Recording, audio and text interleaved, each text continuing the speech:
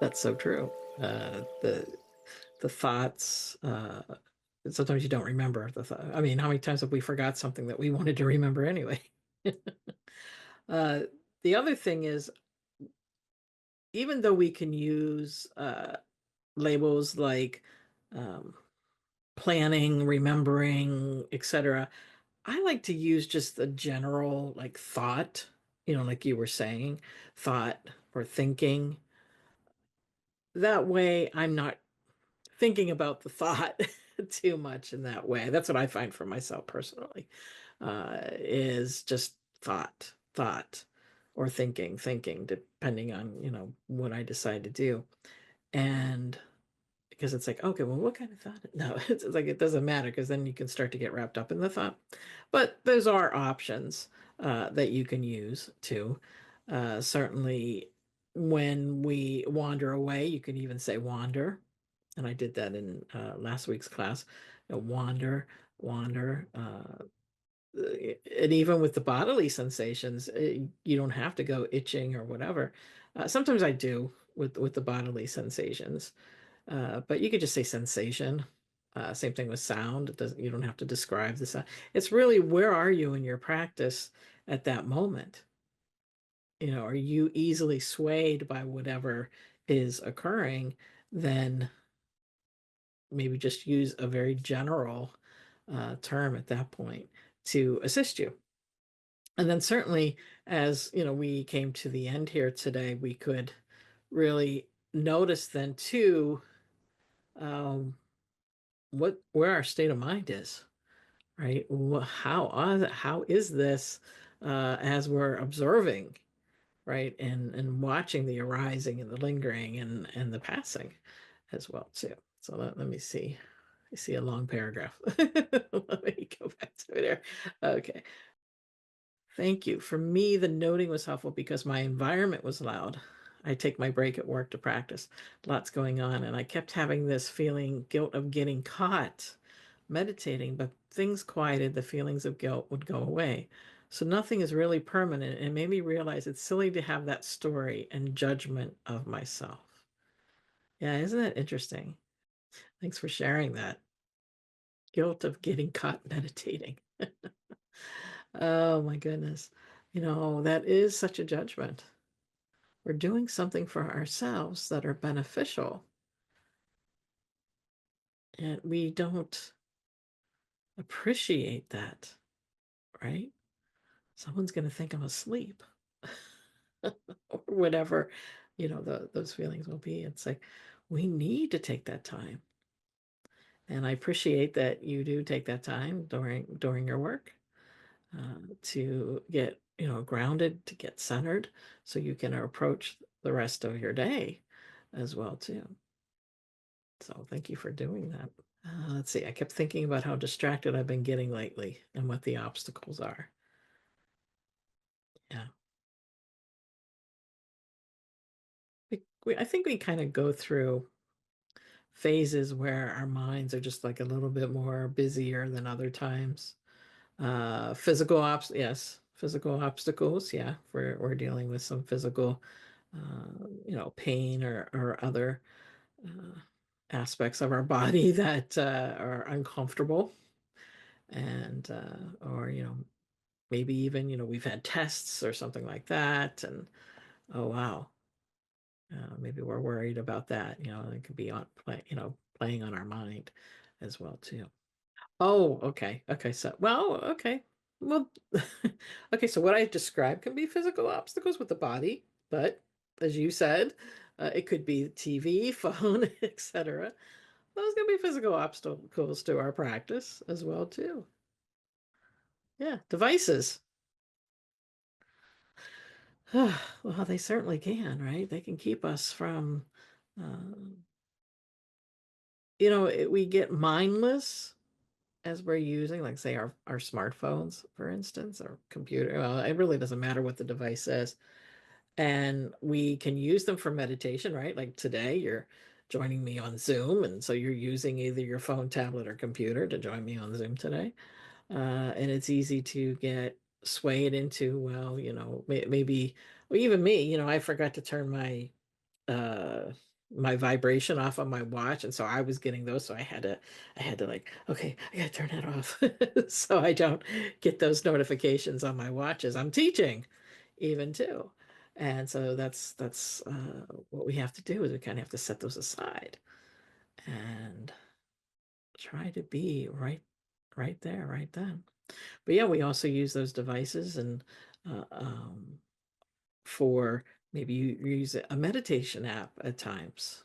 Maybe you're listening to some of my meditations, for instance.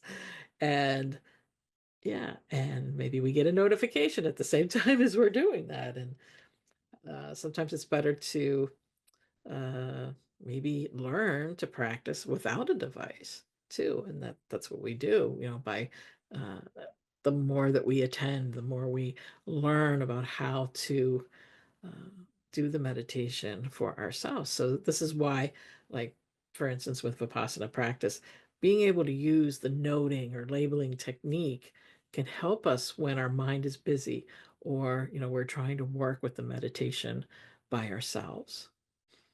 So we don't have anything that is distracting in that way. Oh yeah, well, that happens. I mean, heck, I scroll through Instagram and, Facebook myself, and then you look at the time and you're like, "Oh my God, I've been sitting here for a half an hour doing this." Uh, I think it's really as soon as you come to that realization to put it down. I think you also had put an app or something on your phone to kind of limit screen time. Uh, I believe you had talked about that before, so that could be an avenue to use as well. It could be somehow telling yourself, I'm not going to use it. Like come evening, uh, pretty much don't use the devices. Uh, yeah, I think we both kind of put it down. And whether we're watching a show together or whatever, like we went to dinner last night for our anniversary, and neither one of us pulled out our phone the whole time. I was watching other people in the restaurant, and I was watching how other people they're half conversing with their table mates and half scrolling on the phone. So it could be putting limits around when, and I don't think either one of us said anything about not pulling on our phone, but I think it was just we just decided within that it was more important to engage with one another than to scroll through a phone. We could always do that. And I find, more and more, it's like just letting it go. Like some people text me at night, but I don't see it till the next morning because, I'm not looking at my phone. Uh, Let me see what you said here. Uh, right. And you're also trying to break the habit of, oh, I started too late. I'll try again tomorrow. Meanwhile, it's only 9 a.m. Well, yeah, yeah. You can always start again no matter what time it is, right? We get addicted to these things. We really have. And I'm sure there's been studies about it, how we get addicted to these devices and we just want more. Well, it's the FOMO, the fear of missing out and that sort of thing. Uh, but it brings more peace when I can set it down. I mean, the one thing I do have is like because I work at the computer a lot, if I'm not teaching, and like my watch will kind of remind me to get up and move around, which I really like that. That way, I'm not just like staring at the screen, working on whatever it is, if I'm editing videos or coming up with October schedule for the studio or posting all that. It's okay, I can stop, I can get up, I can walk around the house, or I can step outside, get a breath of fresh air, whatever it may be, and then come back to it. So whatever reminders we can put in for ourselves, I think is a good way to go too, so that we're not getting caught up in something else. Using sounds, Thich Nhat Hanh always talked about the mindfulness spell, and a mindfulness spell could be anything. It could be uh, a literal bell that you can put on, like, using one of the apps. Yes, I know app, we just talked about that. But it could also be a certain sound that you hear. Like I have wind chimes right outside our deck door, which is off the living room. And, listening to those, it's like, oh, I can stop and I can listen to those. One is almost like a kind of like a big cowbell sound. That's when it really gets windy, that one even rings. But it's like those are certain sounds that can bring me back. Or maybe you find other sounds within your environment. A dog bark, you know, uh, cat meow. Well, cats don't really meow unless they want something anyway. But you can find ways that can uh, have a reminder. Yes, you have a reminder to remind you to take a deep breath. That's great. And those are things that we can do. We can even set reminders on our phone to do that. It's just time to set that down, time to have that peace, that time for ourselves to come to calm, to come to peace, to come within in that way. So good ideas today.